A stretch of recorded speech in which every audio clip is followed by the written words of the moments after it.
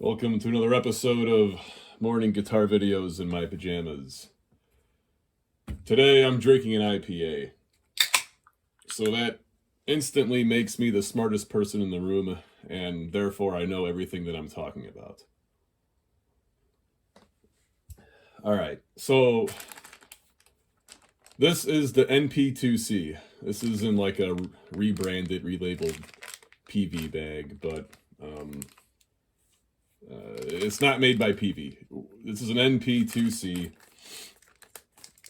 quarter-inch phono jack. And this is the best thing that was ever invented. Alright, so why is this the best thing that was ever invented? You have your guitar cable. This is a speaker cable. This works really good for speaker cable applications. Why is that?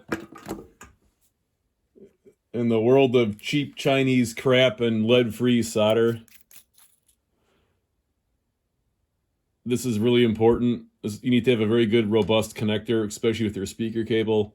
Because if any of these things break, these like soldered joints, and they tend to do that when you use lead-free solder, it's very brittle, and it's not very strong. If any of those solder joints ever break, God forbid, like the two wires touch, or one wire touches the wrong, part of the metal connector, you have like no impedance anymore, and you'll like destroy your output transformer on your guitar amplifier. So I like to replace all of my speaker cables with this particular type of jack. Anyways, I'm sorry. Why is this thing so good? So you got this threaded guy right here. You got a ring. This ring pushes on, I don't know if you want to call this a ferrule or a compression washer. But basically it wedges, this thing into this taper, and it grabs and it holds the guitar cable, or this cable, very well. It has an actual solder cup that you're gonna solder the center tip lead to. And the way this all works is you basically assemble it like this, and then you run this threaded ring over everything, and this jams this ferrule into this tapered portion right here, and you got like a rock solid connection. These have been around for like 20 years. I see them a lot in DiMarzio cables, but I don't see them that much anymore, and I'm starting to scratch my head and wonder why. So if you're good with soldering things and you know how to do stuff like that, there's no point watching this video any further. Just go ahead and do it. But this can be pretty tricky to work with, especially with something this thick and big. So I'm making this video that shows you how to actually attach this to a speaker cable. And I'm letting you know some secrets to making this thing as robust as I claim it to be. So if you want to learn more, hang around. All right, so the first thing that we do is we slide the strain relief portion on. Sometimes this plastic ring stays inside of here. Sometimes it separates itself from the strain relief portion. But just get all that on there first. And then we're going to trim your wires like that. You want the wire that goes to the ring to be not long enough that if it ever breaks free, it can touch. Let me get in focus. You want this wire here that goes to the ring to not ever be too long, where if it ever breaks free, it's going to touch this wire that goes to the tip of the jack. But anyways, you're going to basically cut it and strip it like that. All right, the next thing that we're going to do is we're going to tin both the solder cup and this hemispherical, like half cylindrical thing right here. So we're going to use flux on both of those areas that we want solder to go. You have to use flux. I recommend Kester number 197, Kester 197. That's a leave-on flux. You don't gotta wash it away when you're all done. You can just leave it there, and it's supposed to not be conductive, and it's supposed to actually stop things from corroding. I don't know if any of that's true, but I've never had an issue where it was conductive after leaving it on there. Anyways, we're gonna get some solder down in here. I'm gonna put a lot of heat into this area of the part in order to get the solder to adhere. It's starting to finally flow. I'm gonna put a little bit more flux down in here. Did I mention flux was important? I'm doing this so that all this time that I spend with the soldering iron here trying to focus.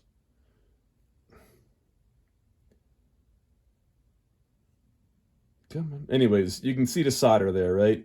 I'm doing this so that you're not trying to solder both the wire and, you know, that metal part at the same time, and you end up putting too much heat into the wire and toasting the insulation. I'm going to do the same thing with that center solder cup. I'm going to put flux in here, and I'm going to add solder into that area. I'm using a 30-watt soldering iron. I don't think a 15 watts is going to work, but I don't really think you need much more than 30 watts in order to accomplish this. And again, you kind of have to dwell here an awful long time to get the solder where you want it. And I'm not going to totally fill up the solder cup. It's probably hotter than hell. Yeah. But there, I got solder in the solder cup. I got solder on the ring. All right, we're going to now tin the edges of the wire that we, the ends of the wire that we stripped. Again, you're going to use flux. You want to use 60/40 or 63/37 solder. This is the leaded solder. Wash your hands when you're done. But this stuff wets really nice. It's a lot easier to work with than the lead-free solder. And it's incredibly more, I don't know how to say it, malleable and ductile. The lead solder is very brittle, or the lead-free solder, excuse me, is very brittle.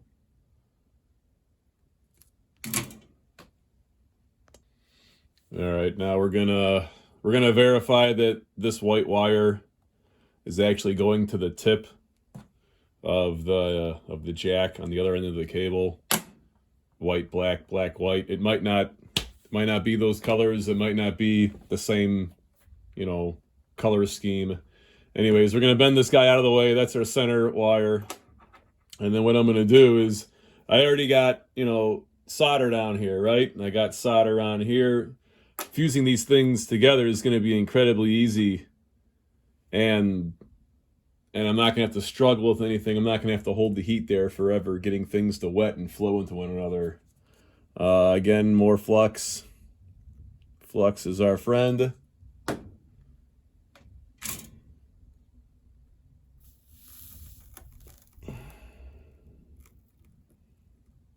And that's all it takes. I'm going to try to hold it nice and still while it's cooling off and solidifying. There, now you got a pretty good connection. I'm actually going to add a little bit more solder in there, or move things around a little bit. I don't really like the way that looks.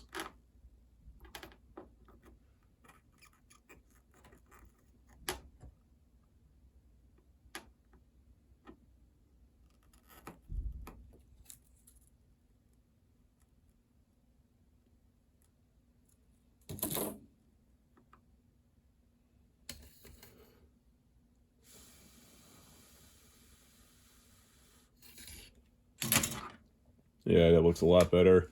And then I'm basically just going to bring the white wire down into the solder cup.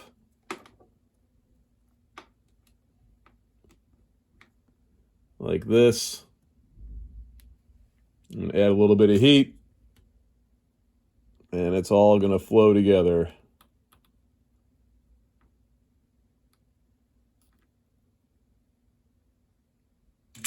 Again, I want to be still while it's cooling off.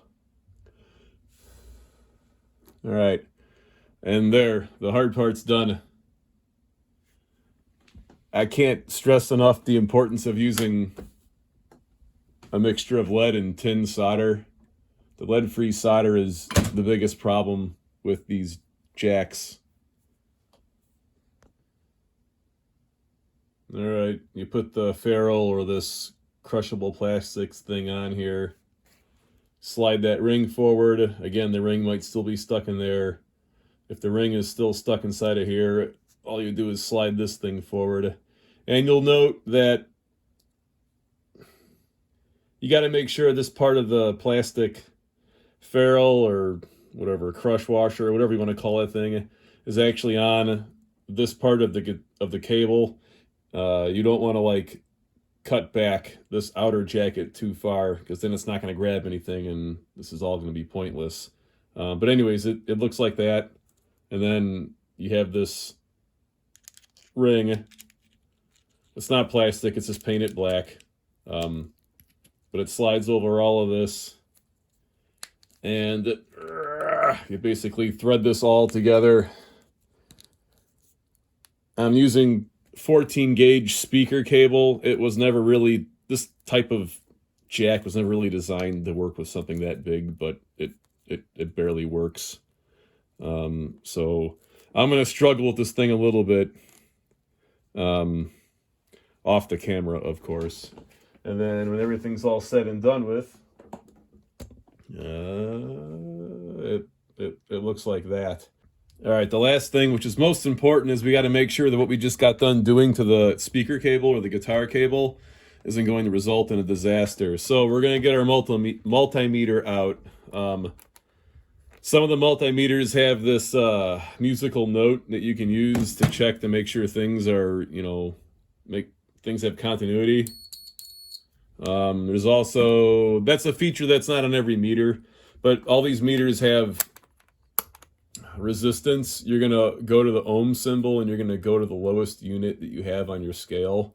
And, if you have a short somewhere, when the two test leads are pressed together, here, I'll take them apart. Like one means the circuit's open, and then when I touch the two test leads together, come on, that number will go down to 0 or near 0. Anyways, we're checking to make sure we don't have a problem, and we're going to blow something up. So I'm going back to the musical note.